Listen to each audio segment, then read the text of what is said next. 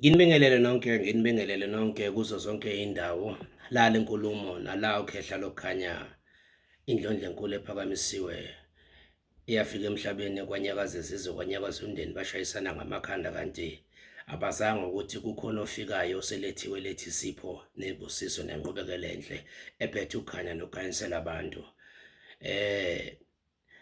Kwahlangahlangana abantu kwadideka umndeni kwadideka zonke izizwe esithi masihlambulula lento siyithabatha siyibhekisa siyivundula ebesiletha ukuhlobo okuhle kakhulu nokuphakanyiswa efike endaweni ukhothame izizwe kukhothame abantu abathile abamaziyo ugalelo lakhe ethakazelwe bengazange bambone ngoba bemaze ngokogcobe befikile kuba ukhokho bakhe basho ukuthi okhokho babo basho ukuthi ungubani lo umbonayo. Hawu siyathakasa kuzindawo esifinyelele kuzo sihamba kuzo sabongelwa sibongela kuzindlondlo ezikwazile ukuthi ziveze kuzinceke zakho sithole ukuthakazelelwa kakhulu. Hawu kini makhosi amahle indlondlo ezinhle idwala ezinhle inzuzo ezinhle kini indlondlo ezinhle ngilo zokhanya ngilo zamanzi ngilo zaphezulu. Hawu kini nawe ihlahla negalelo kunena beyihlabathi bomoya shekshane kunena ihlala emadwaleni. Hawu kunemgedeni madoda amakhulu namade awu enesambulile. Sihamba ngomsebenzi wenu sihamba ngakho ukhanya inqubekela enhle phambili ngithi abaphila abantwana. Namhlanje sokhuluma ke ngenye indaba ebaluleke kakhulu. Amakhaya adidekile, amakhaya alimele kakhulu. Ihlukanisa imindeni lento bashayana bodwa bayachithana yenza inzondo kakhulu. Abanye bagcina bedideka baphuma ensindisweni abahamba ngayo endleleni kahle yomusa. Masikhuluma nangayo insindisi itopic yangalinye ilanga leyo sikhuluma la umuntu ephila uNkulunkulu emphumusa ephephisiwe kuzo zonke ingqinamba ekhaya. Bese wena uyaduka ngenxa yesimo sokungazi kumele uhambe kanjani nokushayisana kwemimoya nemibono yomndeni uzudideka uyilahlela ezandleni engalungile. Namhlanje ngizokhuluma ngetopic ebaluleke kakhulu. Itopic lena ngizosho ngithi madoda yenza ingxovadem kuzo zonke indawo, imizi nemizi akuhlangani akekho ofiselana okuhle ngezathu esisodwa somsamo. Idlozi elisetshenziwe okanye eliphenduliwe okanye elikhishelwe ngaphandle. Sizokhuluma ngalokho lase kudlalwa ngalo lisetshenziswa liqilazwa. Idlozi elisetshenziwe okanye eliphenduliwe. Kwenzekalani kulowo mndeni kulowo muzi? Ubona ngani ukuthi ngempela mhlawumbe umsamo la ekhaya wonakele noma emndenini ukuthi kwesisikhathi kungenzeka ebantwini abawumakhelwane kuwe uthi uyabheka kanti uyabona nazi impawu kuyenzeka lokhu nalokhu. Sizoyehlisa lezo impawu lezo ukuthi nawe la uhleli khona lenkulumo esiyithula njengamanje uma kuwukuthi kuyenzeka ekhaya lakho ukhona umuntu omdala mbukise alalele azwe. Sizoyishiya inombolo zocingo ukuthi sikwazi ukutholakala nizokwazi ukusizakala. Kodwa nazi ukuthi akusiwona umsebenzi omncane lona ukulungisa isimo esikanjena ngoba kuya nangokuthi usuwonakale kangakanani usenesikhathi esingakanani konakele. Kwesisikhathi umuntu athi uyosebenza impela kube khona okwenzakala okubi kuye lo ozothi uzolungisa. Kufanele kube abantu abaphiwe abanogcobo abamkelisiwe ukuthi bangafinyelela bekwazi ukusebenza isimo esikanje, bekwazi ukukhulumisa, bekwazi ukuphendula, bekwazi ukubuyisa amathonga abalungisa umsamo, hayi noma ubani. Asideleli iziphiwo zabantu ngokuhlukahlukana. Idlozi elisetshenziwe okanye eliphenduliwe ulibona ngani? Ubona ngani ngaziphi impawu emndenini? Njoba sikhanyisa nje kumanje sithi ke nani napho enilalele yonke lengxoxo ifinyelele kini ngomusa ilethe ukukhanya nenqubekelo enhle phambili. Ilelo khaya ke lelo akekho ochumayo empilweni noma ngomsebenzi, akekho osebenzayo nochumayo. Kuyaye kube emnyama nje yonke into ihlangahlangane. Kubo abasebenzayo kuba umuntu oyedwa uthola ukuthi umndeni wonke umuntu osebenzayo kuba umuntu oyedwa asukume. Lokho ke kubuye kube inkinga ngoba kukhanda umona ngoba abanye baye bafuna ukwazi ukuthi wena wasukuma nje kwenze njani. noma wena wasukuma into zakho ngathi ziyahlangana nathi sifuna ukusukuma siphume ekseni sibuye entambama kwenze njalo bese lo nto leyo ikhanda uzungu abanye begcine beqheka phakathi bekhelana uzungu kuyinkinga umndeni walelo khaya lelo awusebenzi kuba mpunga kuwo wonke umuntu abantwana izizukulwane inqubekela phambili ayibibikho abanye-ke bagcine sebehambelana abanye abantu abadala bahambela iy'ngane nazo iy'ngane bayibona abazali bazo ukuthi bayahamba bahambela umndeni wala ekhaya noma amalungu omndeni bagcine nabo abantwana sebeqhubeka kuleso sandla leso kanti umuntu omdala kumele abhasobhe uma ethatha leyo nhlanga noma lolo hlaka noma leyo ndlela ukuthi ngempela into ayenzayo ufaka yiphi iseed kuba abantwana abancane abambukayo. Kulelo khaya akekho-ke oshadayo kulelo khaya leyo. Olunye uphawu lolo lubalulekile ngoba bayaphiwa uthando ngoba iy'ngane ney'ngane ogogo nomkhulu mabeletha abantwana babafisela inhlupheko kodwa ngezimo ey'thile-ke zokulimazwa nokulimala komndeni nawo umsamo kugcine lokho-ke sokwenza ukuthi inhlupheko idle ngamandla kulelo khaya.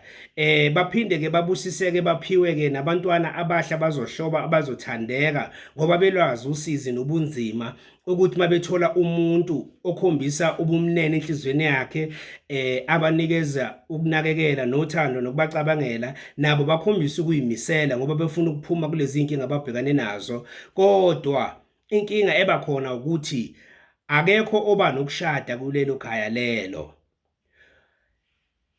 Kwaba nama-partners-ke nabathandanayo kuhlezi kunzima nezinkinga besidle ngamandla ey'mpilweni zabo behlezi beney'ngqinamba kakhulu kuwo lowo muntu othandana naye uma umsamo wekhaya lalowo muntu lo onakele yazi ukuthi iy'nkinga ziyohlezi zinani zinilandela ngaphandle kunalowo muntu abazohlangana bame bathi asiyilungise lento ukuze izosuka. Uma kungekho osukumayo okanye uma kungekho osukumayo kuyohlezi kumnyama inkinga la iba khona kakhulu uma kukhona-ke sokufinyelela ekutheni ayi asukume uma kukhona-ke umuntu ozama ukusukuma naye lowo muntu loyo kumele azazi ukuthi useyilungisile ngoba ukusukumela into ezinjalo ezenziwe umndeni zingaba yingcuphe kulowo muntu ozama ukulungisa isimo esinjalo nawo umndeni kubalulekile ukuthi lawo ulungiswe kahle ngendlela ngaleso sikhathi ukuze konke kuzoqhubeka kwenzeka uphephe kuzo zonke ingqinamba nensebenzo esiyenziwe kulowo mndeni ukuthi ingabathinti ingabalimazi. Uma kungekho futhi osukumayo bayashona abantu emndenini ngokulandelana kungapheli ngoba insebenzo lena isuke iqhubeka iyenza umsebenzi wayo. Inkinga-ke kwesinye isikhathi uma-ke sokukhona mhlambe loyo ozothi ayi mina ngiyaphikisana lesi simo ngifuna unqubekela phambili empilweni yami ethi uyagijima uyathatha uyenza noma uyasondeza abantu abazosebenza nalabo bantu mhlambe bengaboni lokho engizokudingida engithinga ucacise nje ngingayikude ukuthi ubungozi bungakanani kulelo khaya naloyo muntu loyo impilo yakhe osukumayo iba sengcupheni. Ngoba esikhathini esiningi kuthiwa kuqiniswa noma kushawa kakhulu kuleyo ekwazi ukuphuma izingele kuleyo ngathi iyaqaqeka iyabona abantu baqinisa kakhulu kuyi la bungozi khona balowo muntu buba khona. Ngithi kubo wonke umuntu okwenzakala lezi impawu ningayithathi kancane zingaphethile futhi ngokunjalo. Kuhlusheka kakhulu kulowo mndeni nakulelo khaya lelo akekho umuntu oba nakho ukuchuma nentuthuko nempumelelo ukuhlushekwa ngalendlela ukuthi inhlupheko bagcine sebeyithakasela beyijabulela ngendlela yokuthi bona emoyeni yabo kugcine ingane ikhulelela kuleso simo. Uma kungekho oziqeqesha ngomqondo ukuthi ungabheki inhlupheko bheka izifundo ozoyithola lapho zizokwakha ukuthi uyinqobe kanjani uma usukhulile kodwa zona bese belalela ubuhlungu obulethwa inhlupheko begcine behlezi kulobo buhlungu bethakasela ubuhlungu. Lowo mndeni kugcina ungasafuni ukubona omunye umuntu ozokwakha impilo nempumelelo ngenxa yobuhlungu asebuthakasela bagcine sebefuna ukuthi lobo buhlungu ababuzwayo buziwe yiwo wonke umuntu osondelana nabo noma ophila nabo. Ila khona inkinga yenhlupheko ebakhona kakhulu ukucekelana phansi. Kuhlala kuxokozelwa kunezimpi-ke kuloyo mndeni kuhlala kuliwa kunezimpi kuthethwa amacala kuxokozelwa kusukelwana kugconwana kufakelwana amacala namaphoyisa bayabizelana umndeni ubizelana umphakathi yonke lento izinto eziyingxufunxufu ezwenza umndeni uhlakazeke futhi ungabe usaqhubeka nokuthembana nokuzwana ngoba injongo ukuthi abantu abaphila khona bazwesane ubuhlungu ngoba sebeyakujabulela bona bakubona kuyimpilo ukuthi inhlupheko iyona nto okufanele umuntu ayiphile kuyona iyona into okufanele umuntu aqhubeke kuyona uma ngathi wena uyachuma ucindezela kakhulu yilabo ungozi bomuntu ongathi uyalungisa buba khona kakhulu nakulabo abaphilayo ngisho nakuyi insebenzo ekhona esetshenziwe kuwumsamo osuke usuwonakele.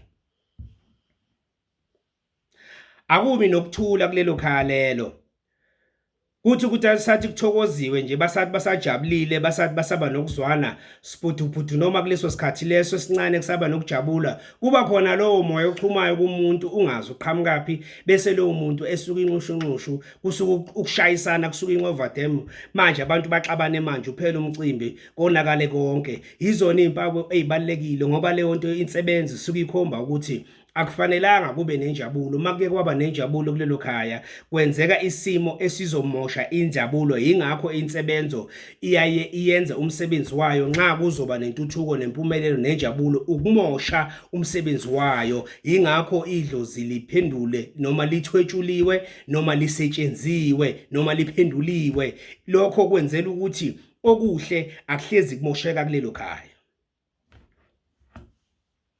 Bayasetshenziswa abantu nabantwana balelo khaya okwenza ukuthi abantu bahlukane kakhulu badivideke emndenini baqhekeke bahlukane ngoba abantu abangaphandle babona ukuthi lo mndeni loyo ngathi uyashayisana futhi ukuthula unakho uyasokola nenhlupheko imile nendlala ikhona ibhukile nezihlobo zisondela ngokuzofuna loyo abazomsondeza engathi bayamthanda bazomeseka kodwa injongo ukuthi bamsebenzise ukuthi akwazi ukucindezela umndeni noma amalunga omndeni kakhulu phansi ngisho nasemphakathini ugcina usetshenziswa nje ngobubi uthunyelwe ezintweni ezimbi eziyinkohlakalo ukuze bona bagcine izandla zabo zimsulwa. Ingoba amathonga akhona lelo khaya asetshenzwa okanye aphendulwa okanye ayasetshenziswa nezingane zakhona imoya yabo izoqhubeka laphoekusetshenzisweni abanye abantu hayi ukuthi bona basebenze noma bayivulele izinto bazoqhubeka ngokusetshenziswa ngendlela embi engalungile. Uma kwenzeka lezi zimpawu yazini ukuthi kulelo khaya konakele emsamo. Abanye ke abapheleli indawo endaweni abathi bafinyelela kuzo nangemfundo kakhulukazi iphelela nje emoyeni bangafunda abanye mhlambe bathola amabhasari bathole ini kuhlezi kukhona okuzobaphazamisa agcina ngayiqedanga lona. Isikhathini esiningi abantwana abasuka kuleso simo bakhaliphile kakhulu ngoba izimo nama-challenge abanawo bekhulela kuwona abaqeqesha besebancane. Esikhathini esiningi bagcine sebeyilahlela ezintweni abesimame izingane zakhona ziba zinhle zilahlela ebantwini besilisa emadodeni ngoba zama ukuthi impilo izohloba bese ke bedukiswa ngaleso sizathu kanti abaqeqeshekile nabazali banakho ukukhululeka ebantwaneni babafundisa ukuthi uma usufike kule minyaka basobha lokhu nalokhu nalokhu uqaphe babe open bagcina ngokufihla abantwana bethi bathatha amandla nesibindi ukuthi bafuna ukwenza ushintsho ngoba bebona ubunzima kanti bona abakulindele abahlinzekile kahle ekhanda noma abacaciselwanga ngezinto ezithile zobudlelwane abantu abathandanayo bethole sebeyifake ezinkingeni beluze amathuba amahle namathuba azayo. Esikhathini esiningi nemfundo ayigcini ngaphumelelisanga lelo khaya lelo nezizukulwane zabantwana bakhona ngenxa yalesi simo sensebenzo yenziwe into ezohambisana nomoya okudukisa usheshe ufinyelele kubo. Abafiselana intuthuko nempumelelo bagcine becekelana phansi kakhulu bebodwa umndeni. Umuntu ozothi ngathi ukhuluma into ephusile noma ezokwakha noma ezolungisa bona babuye bahlangane benyanye khona lo mqondo ukuthi lona uyitshela ukuthi uyazi lona uyitshela ukuthi uhlakaniphile, lona uyitshela ukuthi ungcono. Ithi simkhombise thina ukuthi akekho ngcono, uyafana nathi, engaboni umuntu ukuthi ukubheka kwakhe ngalelo lihlo lelo yinzondo leyo, noma unye, noma ukuthakasela ubuhlungu benhlupheko nezimpawu zayo zimnikeza ukuthi okungcono angakuboni, kodwa abone yena ukuthi akakucekele noma kumosha akucekeleke phansi. Basobheke nabantwana baphuma esimene esinjalo, umqondo wabo bengazange bewuhluze kahle, bekhethe okuhle empilweni njalo nje nasebanganini behleza beza ngokuthi ucekelwe kanjani umngane ongathi uyathuthuka, noma usibanibani ongathi uza namacebo noma nama-solutions, amaphuzo noma ama-opinion amahle, emgxeka embonisa ukuthi yena kalutho kuye, ngoba efisa yena ukuthi lezo zinto ngathi zingaqhamuka ngaye noma nabo. Umona owenza zonke lezo zimo lezo, kodwa bengeke bawusho ukuthi umona, bezoveza ngazuthi uzenza ngcono wena ozama ukulungisa isimo ngokuletha ukuhloba nokukhanya. Sibhasobheke noma sibhekana sisondelana nabantu nababangani kuzo zonke lezi impawu, uma zenzeka ngicela niqaphele kakhulu, ningabazondi, basuke bangazi nabo bangaboni, kodwa ngicela ukuthi nihlenge nikwazi ukubabonisa ngendlela ezoletha inqubekela enhle, intuthuko nezibusiso kukho konke ukuhloba. Mabe saboniseka bagcine eduze kwenu, kodwa masokukhona uvuka lo moya niugade niuphebeze, ngoba umuntu osuke uvuka kuyena usuke engaziboni yena, usuke kuyinto ekahle kuye ayibona ilungile kuyo nempilo.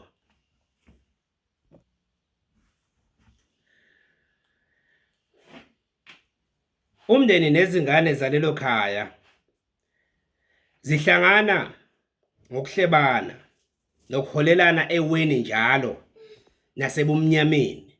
Akekho umunye umuntu oyabonisa omunye ukuthi kuchunywa kanjani makanje. Bajabulelana uma bedukisana noma benginisana emgodini noma benginisana endaweni emnyama. Ezinye zezimpawu ezibalekile nezingane eziphuma kulawo makhaya. Ningazondi ngoba isuke zingazi, kodwa bhekani imoya esondela nazo kini, nikwazi ukuthi nihlenge le moya ukuthi ingabi namandla. Umuntu nimbuyisa ingqondo, esondele ngengqondo ephusile, hayi ngomoya asuka nawo le emuva odukisiwe noma ophambaniseniwe.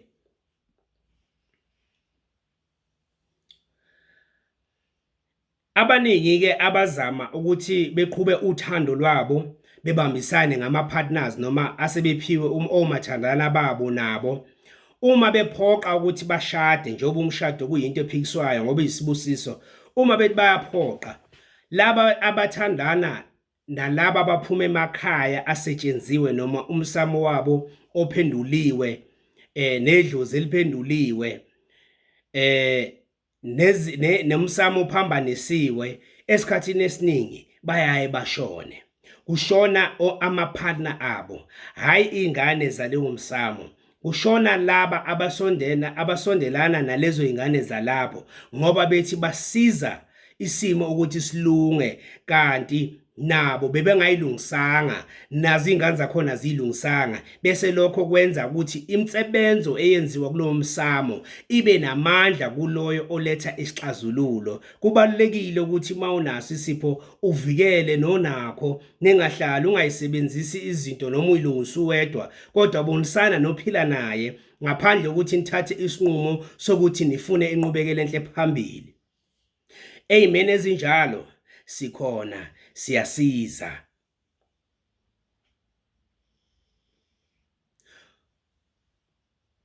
Esikhathini esiningi-ke futhi-ke kuyaye kube ney'nkinga mayelana nocansi ey'nganeni zakhona, zifa isingezansi, umona uvuke. Lesi simo somoya omona ocekelana phansi sigcina sivuka nakuluthando lwabo ababambisene ngayo, ababambisene ngalo kwabathandana nabo noma sebephiwe bona.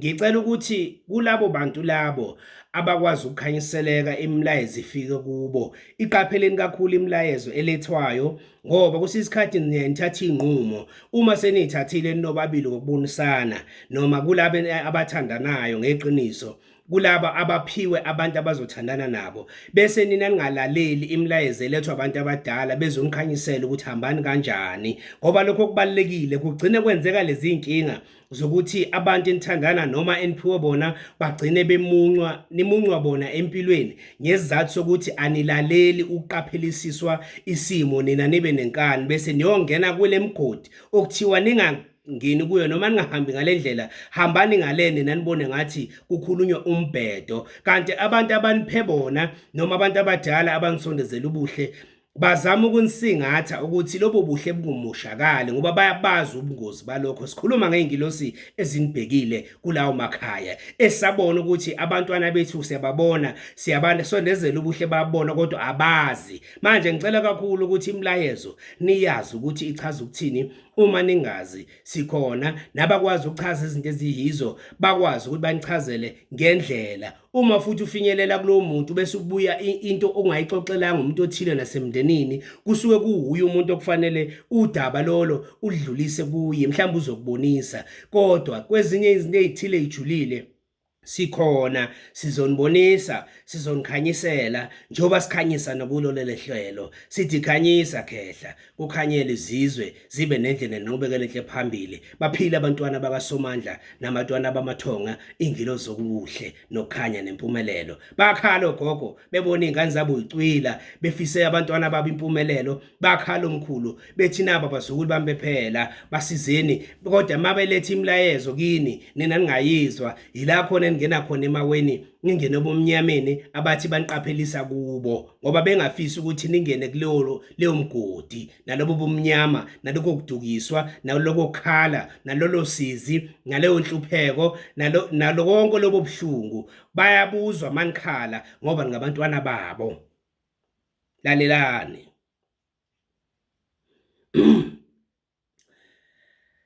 Hey, emzini keminingi kuvamise ukuthi uma sekempela udaba lijule kakhulu lo othi uyenza kahle uyalungisa ngento encane nje angayitholisisanga kahle nabomndeni abangayitholanga kahle uyahamba emhlabeni, ngoba lento inengcuphe ngempela, ngoba ingcuphe ngempela into mayisinesikhathi isimo samandla sokugadla kwalensebenzo isuke sesinamandla, sesikhulile naso. Umuntu uma engathi wenza iphutha siphuma naye eceleni sisheshe simphuthumele ngale lelo phutha lelo yena suke ngalinakanga noma elisuke lingabonakalanga. So le ndaba ijulile kakhulu angifuni ithathe kancane. Kuwo wonke umuntu ozobe ibhekile le video noma ilalele, ngicela kakhulu kubantu abadala nibonisane nomndeni. Uma senihlangene navumelana manithatha igxathu nozofuna ethola ulwazi, sithi sikhona sizonibonisa, sikwazi ukunihlenga, sikwazi ukuniphilisa, sikwazi ukuniphephisa futhi sikwazi ukuhamba ngendlela. Sicele noma usanamandla kuwamathonga enu akhanyise, anikhanyisele masizokwenza umsebenzi. Uma futhi senikwazi ukuqongelela ngendlela esobe sinibekele ngayo, uma futhi nathi esevumile abasibhekile ukuthi qhubeka wenze ngalendlela izokwazi ukuphephisa konke, ngoba kuhle ukuthi uma wenza ufinyelela wathinta la uthinta khona kungabi bikho umuntu olimalayo, kodwa abantu bebona impendulo nempumelelo, kuvuleka amathuba amahle entuthuko, kuqhuma uthando, kuqhume imshado, abantu bakikize bejabule, kuvuleka imisebenzi nenqubekela enhle phambili, nibusiseke la khona ukuthi okukhomba khona ukuthi impela isandla ekade sizolungisa samkelekile kulelo khaya, saphiwa amandla futhi savumeleka, namathonga noJehova wavuma, umvenqa ngodale konke nengilozi zokukhanya zalelo khaya zavuma zabambisana nalomuntu ozolungisa leso simo leso, ngoba bebazi isandla nogcobo namandla aza nawo kuleyo ndawo. Ngoba mawulula kuleso simo kulimala wena othi uzosebenza noma kulimala umndeni. Idinga ubhekisiswa lento.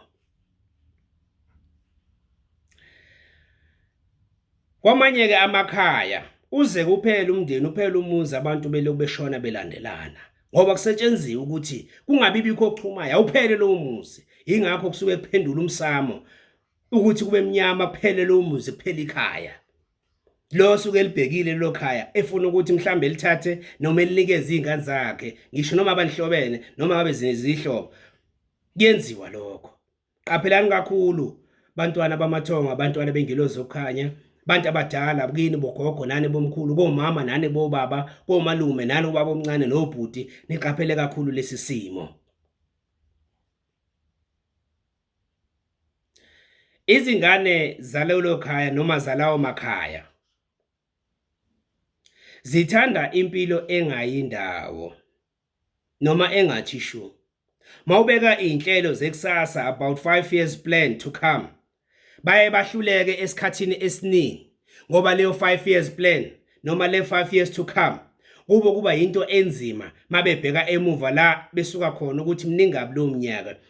Uma leyo nto izothatha 5 years ngesifike bathanda izinto ezisheshe ifike zemalanga noma zezinyanga, izinto zama short term goals or nama long term great intentions and goals to be achieved. Kuba into enzima esikhathini esiningi ke baye badukisane kulezo zimo. Ingakho umuntu ozothi ngathi uzobeka izimpawu noma ubeka umbono omuhle ozoletha intuthuko ujika umndeni ngalomoya okhona ubusuhlangana ngaye nabangaphandle ukuba lo muntu achithwe noma lo muntu acekelwe phansi noma lo muntu impela nokususa emhlabeni bayakwenza lokho. Uma ngampela umndeni usuhlangene ngawo lo moya ususebenza ngamandla ujuba usebenzise bona. Ngiyacela kakhulu kubo bonke abantu le ngxoxo nalenkulumo esifinyelele kubona ukuthi nisiqaphe kakhulu lesi simo. Njengamanje ngizokwazi ukuthi umuntu ozokwazi ukuthi afune usizo simbonise ukuthi kuzosetshenzwa kanjani noma kuqhubeke kanjani ngayiphi indlela, akafonele le number sikhona ukusebenza sizosebenza, kodwa sizokutshela ukuthi uqale wenzeni, ulindele ini, sibone impendulo ukuthi bayavuma abantu abadala bathakasile ukuze sokwazi ukusingatheka sithi soqala ukusebenza sazi ukuthi sizobhekana nani. Nayi inamba ukhehla lokukhanya 081 435 8374 081 435 8374. Ko wonke umuntu ozokwazi ukusizakala sinifisela impumelelo, sinifisela inqubekela enhle phambili, sinifisela intuthuko, sinifisela ukukholeleka ngokuhloba. Sizoyishiya ke nayo lena in case if le number enye mhlambe ayingeni noma ibhizi kakhulu, sizothi uyafonelana lena 061 444 8431 061 444 8431. Kodwa ke le eku YouTube ewu081 iyona ke ekwazi ukuthi umuntu angakwazi ukuxhumana nathi nangayo ke iWhatsApp. Siyacela kakhulu kubo bonke abantu le ndawo nezindawo ningayishare ivideo, ningakwenza konke okubaleka kakhulu futhi wena umuntu ofinyelele kuwo lengxoxo wayibona ebalekile osazofuna ukukhanyiseleka ngezinye zezinto usizakale nangesintu nangakugcobo nangamkhuleko nangakumoya ngokuhlukahlukana kweziphiwo sithi sikhona nangakuphakamisa isintu sakho noma iziphiwo zakho ezambulwayo. Siyakwazi ukuthi sikukhulise sithi ke kuwo wonke umuntu le ngxoxo nalesi simo esisibekile sifinyelela esifinyelele kuso nakubo bonke abantu ababhekana nalesi simo sikhona isixazululo sinaso ngokuhlukahlukana. Ungahlali phansi uthule ukhala, sukuma usithinte sikubonise ukuthi hamba kanjani, sikukhomba indlela, sikweseke, sikubonise, nibusiseke kukhanye kubo bonke abantwana abazokwazi ukuthi basukume bathathe igxathu babusiseke kukhanye bemhlophe kuchechima ubuhle, impumelelo nenjabulo nenqubekela enhle phambili. Akube kuhle, siphinde sinibone futhi ngayo ingxoxo nangalo uhlelo olulandelayo.